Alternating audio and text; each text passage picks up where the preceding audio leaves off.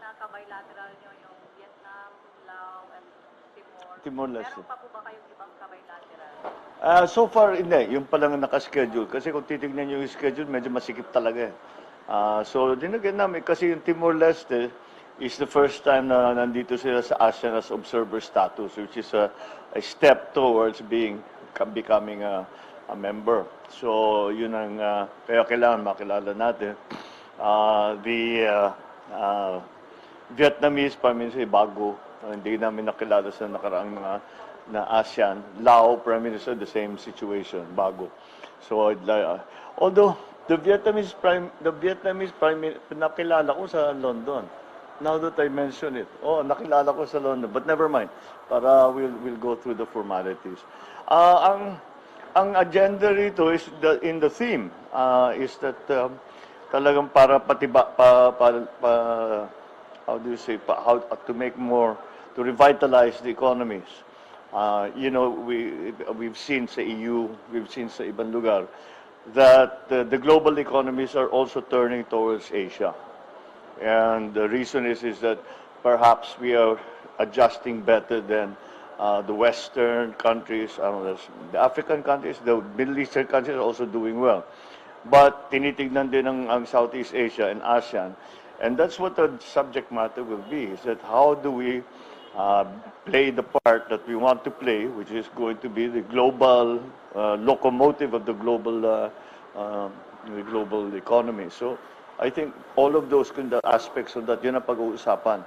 Or at least in the Philippines case, yun talagang pag-uusapan natin. But I predict that we will have the same idea in mind. Yeah. Thank you, sir. Follow-up lang. Sir, ngayon po ay May 9. Yeah. I'm sure memorable sa iyo ang araw medyo. na to. Ngayon yung araw na nanalo ka, 1 year. I know. How does it feel? Nga. Sa 1 year, at 1 year ba na rin nag-lock yung mga natalong kandidato? Meron ka bang i-appoint na? Marami. Talagang gagamitin ko yung 1 year. Asahan niyo yun. By the end of the first year, para maging maliwa. In a sense, tapos na yung OJT ng lahat ng tao. And we've seen who performs well and who is will be important to what we are doing. So, yes, there's really going to be, I don't know about reshuffle, pero reorganization sa kabinete. Thank you, sir. Catherine Valiente ng Manila Times. Good evening. Will you discuss with your fellow ASEAN leaders about Taiwan Strait and what action should the ASEAN adopt with this attention? Well, parang inevitable unavoidable yung subject matter na yun. Dahil pare-pareho na mga membro ng ASEAN, siyempre it is a grave concern to all the member states of ASEAN. So it's considering that we also agree on the concept of ASEAN centrality when it comes to regional concerns. That will be one of the most important subjects that we will bring up. So the discussions on that, since that we had a year ago, close to a year ago, in that time, marami nang nagbago, many changes have occurred. And that's why we have to calibrate whatever it is that we are planning to do. So yes, there's no way around it. That will inevitably be a part of the conversation that we'll be having tomorrow and the day after. Thank you, sir. Joyce Balancio, ABS-CBN. Hi. Sir, will you still push for the finalization of the code of conduct on the South China Sea, just like what you did with the Cambodia, was the chairman of the ASEAN? Kasi po last time, kayo po nagbanggit, wala naging progress sa COC. Yeah, but you cannot stop trying. So yes, I'll bring it up again because when we talk about the issues in the West Philippine Sea, South China Sea, hindi magkakalma yan hanggang meron na tayong code of conduct. Kasi may code of conduct, lahat pa sa susunod lahat. That makes things clearer. Walang possibility na magkamali kasi maliwanag dapat ang usapan. So yes, that has always for me been a key element in the ASEAN centrality solution of all of these problems is really the new code of conduct. Paulit-ulit ko lagi sinasabi, and every forum I can find, sinasabi ko, code of conduct, kailangan natin tapusin. Thank you, Sir. Marie Sumali, GMA7. Yeah. Good evening.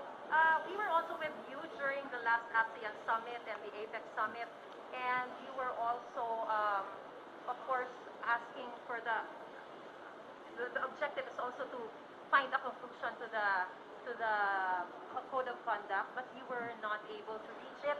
Sir, what do you think are the challenges? The challenges are because it gets complicated because the code of conduct would essentially be a multilateral arrangement, multilateral, I suppose you could call it a treaty between ASEAN and China.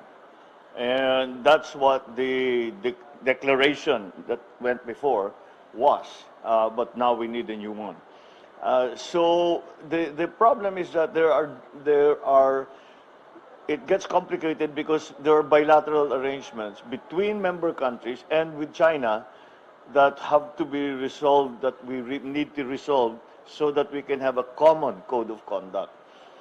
Because over the years, siyempre, lahat nakikipag-usap sa China, yung iba sa ASEAN dumadaan, iba-ibang nangyayari. Kaya napaka-importante nga maging maliwanag na may code of conduct, ganito yung gagawin natin. This is how we operate. Pagka may problema, dito natin i-resolve, etc.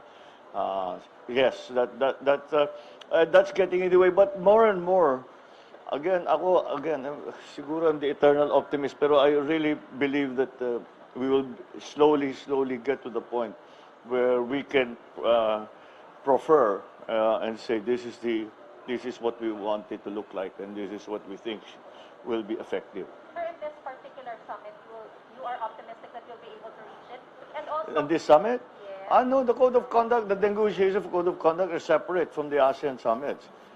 They negotiate in another way. So that's not something that will be done here at this time. What we need to do is, look, kung wala pa, ano pa talagang naging problema? This is what we have to discuss amongst ourselves.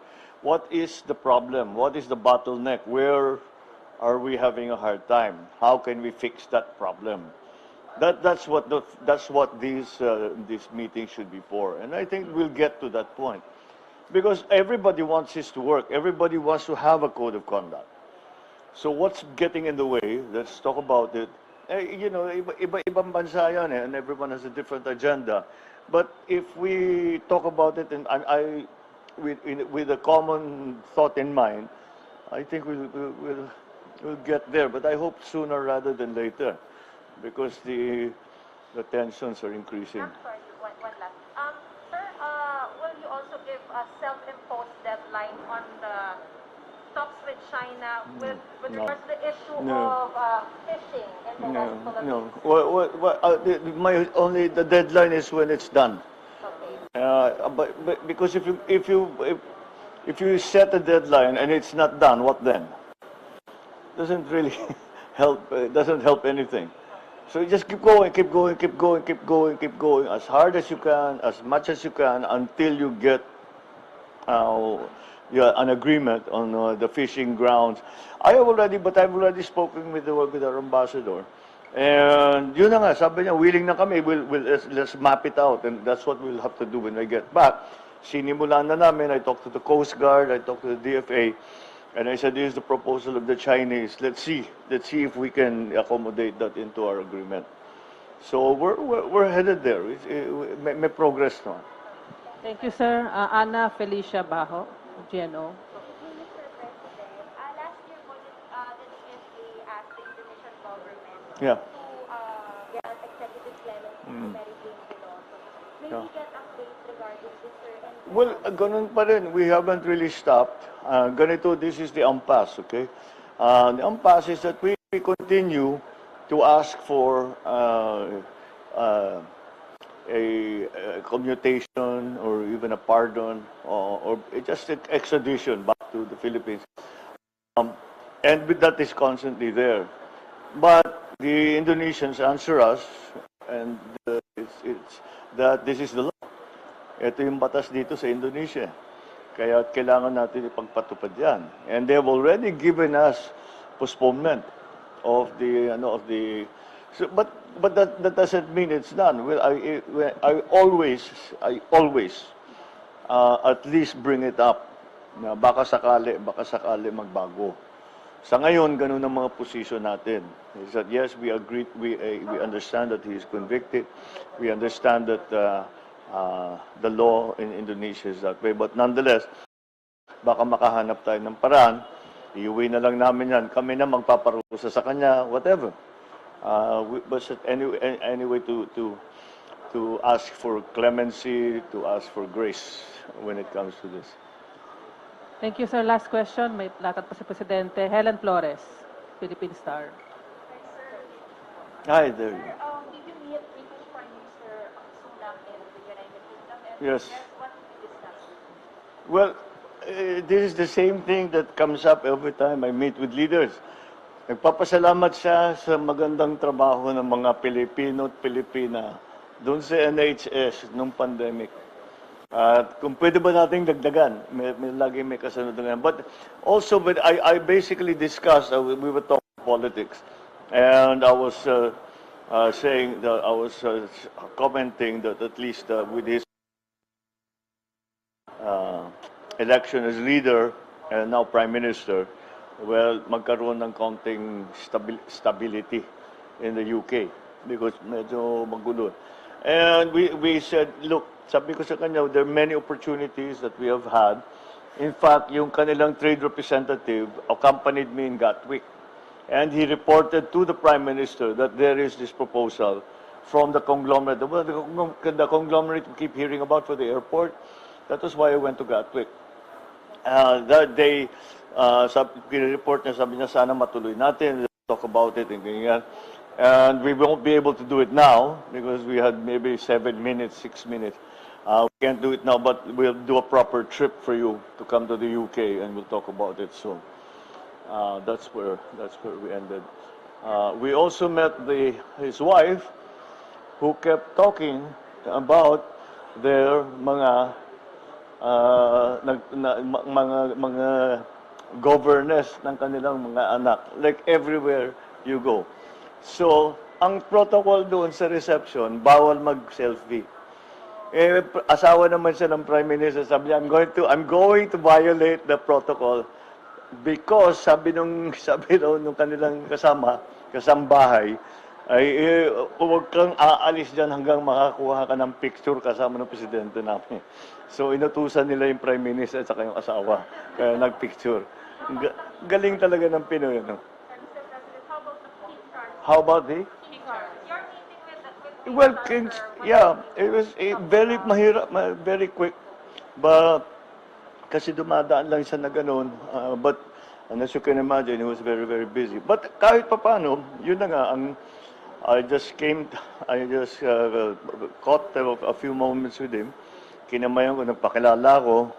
The minute he heard Philippines, sabi niya, it's terrible what you have to endure. All of these typhoons that climate change has brought. And sinabi ko nga sa kanya, yes, Your Majesty, you've actually been warning us about this for a very long time. So, yeah, well, but nobody was listening. And then I said that I did not have the chance to come at the funeral of Queen Elizabeth. But please know that I wanted to extend, late as it is, my condolences. It was a great loss to all of us. Even Filipinos who are not British, you came to love the Queen, especially those of us who spent time in England. And he thanked me for that. And I told him, I then went and said, my mother, when she found out, my mother Imelda, pag Imelda, nakilala na niya.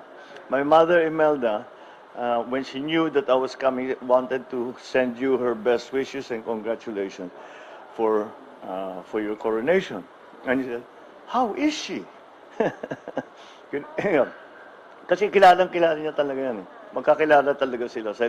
Ako nakilala ko siya mga 2 or 3 times, pero yung si mother ko talagang, kasi mga foreign, siyang laging representative ng Reyna, representative ng father ko.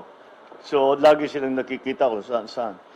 And he said, well, give her my warmest felicitations. We had so much fun together. Sabi, I said, well, congratulations on your coronation. It was very nice. He clearly knows about the Philippines. Marami siyang kaibigan na Pilipino eh. Did you get invited, sir, to the Philippines? Ay, nako. There was no for that. No time for that. Nagbabayuhan doon para makausap his mother. Nice picture. Well, it's nice, yes, I did. It was, my gosh, it was historical. Yung parang, it was like in the a couple of centuries ago, no? Kinokoronahan ng hari. Kailan pa ba mangyayari sa buhay ko yun? So it was, and the way, the British, they do this kind of thing very, very well. And so they did it very, very well yet again. So we wish King Charles a long and happy reign. Thank you, sir. All right, Thank thank you. you.